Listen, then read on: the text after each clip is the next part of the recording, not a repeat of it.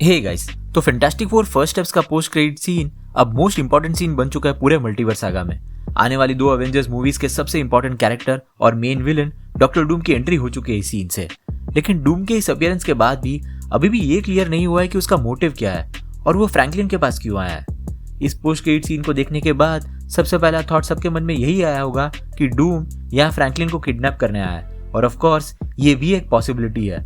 हालांकि ये post credit scene दिखने में जितना स्ट्रेट फॉरवर्ड लग रहा है उतना वो है नहीं। बिल्कुल जैसे थंडरबोल्ट्स के पोस्ट क्रेडिट सीन में इनिशियली सबको लगा था कि फैंटास्टिक फोर की शिप 616 यूनिवर्स में इसीलिए आई है क्योंकि फैंटास्टिक फोर फर्स्ट स्टेप्स के क्लाइमैक्स में गैलेक्टस ने उनका अर्थ डिवावर कर दिया होगा, जबकि ऐसा कुछ भी नहीं हुआ इस मूवी में। रादर फैंटास्टिक फोर ने गैलेक्टस को हरा दिया और ये पूरी टीम अभी भी उनके ही यूनिवर्स में है। मार्वल बिल्कुल यही चीज इस पोस्ट क्रेडिट सीन के साथ भी करेगा। भले ही ऑडियंस को लगे कि डूम या फ्रैंकलिन को किडनैप करने आया हो, लेकिन ये सीन शायद इससे बिल्कुल ऑपोजिट वे में प्ले आउट होगा। इसके पीछे सबसे बड़ी हिंट है सू स्टॉर्म का रिएक्शन ना दिखाना जब वो डूम को फ्रैंकलिन के साथ देखती है। हमें नहीं पता कि सू डूम पर अटैक करेगी भी या नहीं। मार्वल ने डेलिबरेटली पोस्ट क्रेडिट सीन को इसी मोमेंट पर खत्म कर दिया। कॉमिक्स में डूम और सू स्टॉर्म की रिलेशनशिप थोड़ी कॉम्प्लिकेटेड थी। जितनी राइवलरी उसकी रीड रिचर्ड्स और फैंटास्टिक फोर के बाकी मेंबर्स के साथ थी, उसके कंपैरिजन में सू को रिस्पेक्ट करता था और कुछ इंस्टेंसेस में वो सू से ऑब्सेस्ड भी था। कुछ महीनों पहले जब अवेंजर्स सीक्रेट वॉर्स का कंसेप्ट आर्ट लीक हुआ था, तो उस कंसेप्ट आर्ट में हम गॉड एम्परर डूम के लेफ्ट में फ्रैंकलिन रिचर्ड्स और सू स्टॉर्म को देखते हैं जो उसके साथ खड़े हैं। ये काफी हद तक कॉमिक्स की सीक्रेट वॉर्स स्टोरी लाइन से इंस्पायर्ड है, जहां मल्टीवर्स खत्म होने के बाद अपने बनाए हुए बैटल वर्ल्ड में डूम गॉड एम्परर डूम बन जाता है और बैटल वर्ल्ड पर रूल करता है। इस नई रियलिटी में सू स्टॉर्म उसकी वाइफ बन जाती है और फ्रैंकलिन उसका बेटा होता है। तो पॉइंट यहाँ पर यह है कि एमसीयू में भी डूम और सू के बीच किसी तरह का कनेक्शन जरूर होगा जो मार्वल ने अब तक नहीं दिखाया है। लेकिन इस बात की एक छोटी सी हिंट उन्होंने जरूर दी है इस मूवी में। भले ही फैंटास्टिक फोर की उनके यूनिवर्स के विलन्स के साथ ना बनती हो, लेकिन सू समहाउ विलन्स के साथ भी एक तरह का ट्रूथ अचीव जरूर कर लेती है। मोल मैन जो कि फैंटास्टिक फोर के अगेंस्ट था मूवी के बिगिनिंग में, वो भी गैलेक्टस के इन्वेजन के वक्त न्यूयॉर्क के लोगों की मदद करने के लिए रेडी हो जाता है, सिर्फ इसीलिए क्योंकि सू ने उसे रिक्वेस्ट किया था। हो सकता है कि बिल्कुल वैसे ही रिलेशंस डूम के भी फैंटास्टिक फोर के मेंबर्स के साथ हो। भले ही उसकी बाकी मेंबर से नहीं बनती हो, लेकिन सू से उसके रिलेशंस बेटर होंगे और ये कनेक्शन तभी पॉसिबल है अगर रॉबर्ट डाउनी जूनियर का डॉक्टर डूम इसी 828 यूनिवर्स से बिलोंग करता हो। अगर आपने मेरा फैंटास्टिक फोर फर्स्ट स्टेप्स के पोस्ट क्रेडिट सीन वाला वीडियो देखा है, तो उस वीडियो में मैंने थियराइज किया था कि ये डूम असल में अर्थ 828 से ही बिलोंग करता है। हमें मूवी में इसकी एक हिंट भी मिली थी, जहां उसका होम कंट्री लैटवीरिया फ्यूचर फाउंडेशन का एक मेंबर है।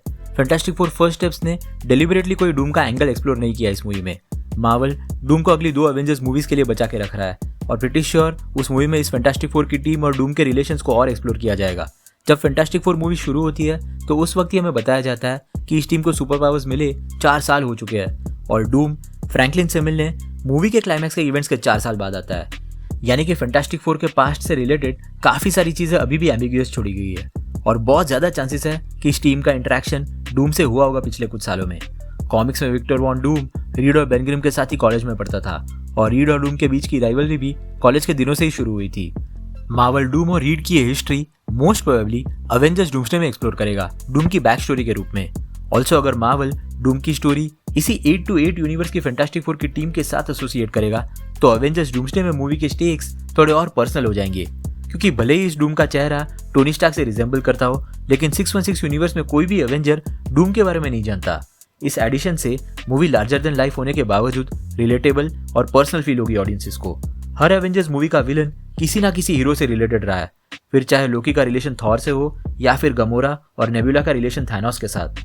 अब इसी कंटेक्स्ट में अगर हम इस पोस्ट क्रेडिट सीन को देखें तो मोस्ट प्रोबेबली डूम या फ्रैंकलिन को किडनैप करने नहीं आया, रादर वो सू या फिर पूरे फैंटास्टिक फोर की टीम से मिलने आया होगा और शायद उसका बॉन्डिंग भी बन चुका है फ्रैंकलिन के साथ। इसीलिए फ्रैंकलिन का रिएक्शन भी एक्सट्रीम नहीं था इस सीन में।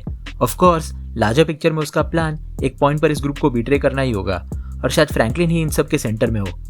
अर्थ 828 के ऑलमोस्ट हर रेसिडेंट को पता है कि फ्रैंकलिन के पास सुपर पावर्स है और गैलेक्टस के इस बेबी में इंटरेस्ट होने की वजह से फ्रैंकलिन का इंपॉर्टेंस ऑलरेडी बढ़ चुका है और मूवी में हमने उसे उसके रेजरेक्शन पावर्स को यूज करते देखा है, जिनसे उसने सू स्टॉर्म को दोबारा जिंदा कर दिया।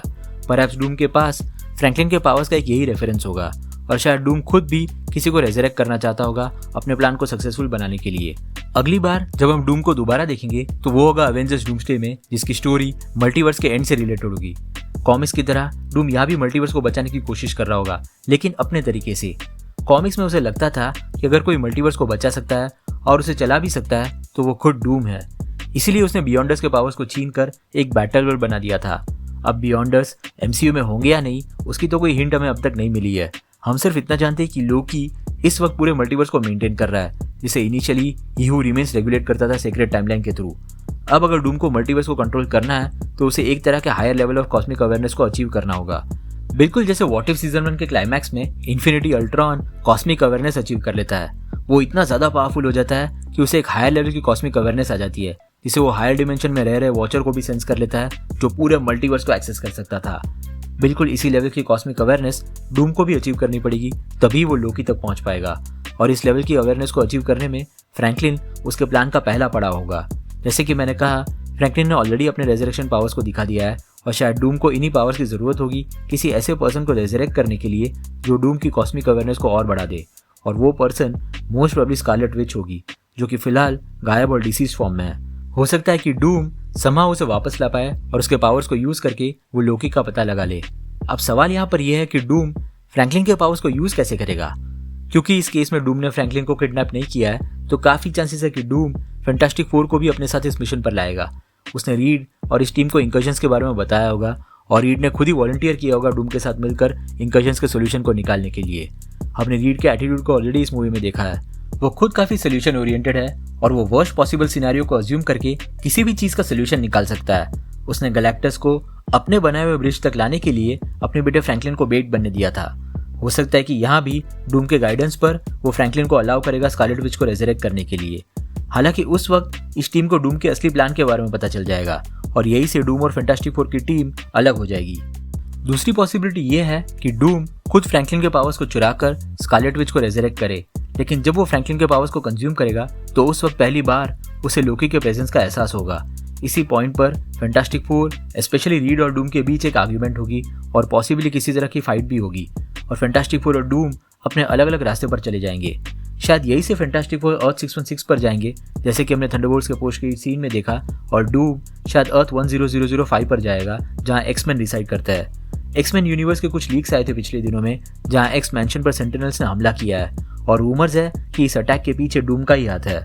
इस डूम और एक्समैन के कनेक्शन की बात मैं आगे एक और वीडियो में डिटेल में करूंगा, लेकिन इन एनी केस इतना तो श्योर है कि फैंटास्टिक फोर और खास करके फ्रैंकलिन रिचर्ड्स डॉक्टर डूम के साथ साथ एक बहुत मेजर रोल प्ले करने वाले हैं आने वाली अवेंजर्स डूम्सडे और अवेंजर्स सीक्रेट वॉर्स में, स्पेशली उनकी कॉमिक बुक वाली हिस्ट्री को अगर हम देखें तो। So let's see. तो ये थी मेरी थियरी डॉक्टर डूम और फ्रैंकलिन रिचर्ड्स को लेके। आपके हिसाब से डॉक्टर डूम को फ्रैंकलिन रिचर्ड्स की जरूरत क्यों है? नीचे कमेंट सेक्शन में जरूर बताना। अगर आपको वीडियो पसंद आया हो तो उसे लाइक जरूर कर देना और अगर आप इस चैनल पर नए हो तो सब्सक्राइब करना मत भूलना। हम रेगुलरली ऐसे वीडियोस पब्लिश करते हैं। हमारे रिसेंट वीडियोस को देखने के लिए यहाँ पे क्लिक करें। Thank you so much for watching guys. मिलते हैं अगले वीडियो में।